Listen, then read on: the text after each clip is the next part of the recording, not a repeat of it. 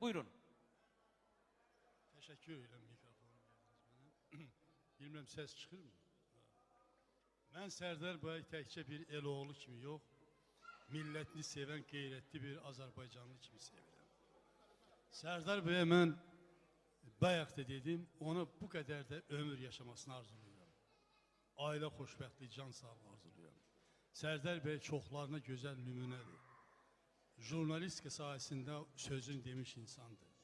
Azərbaycanda onu doğru, dürüst insan kimi tanıyırlar. Biz də ona görə onu çox sevirik. Sizə təşəkkür edirəm ki, bu məclisi gözəl çatdırdınız.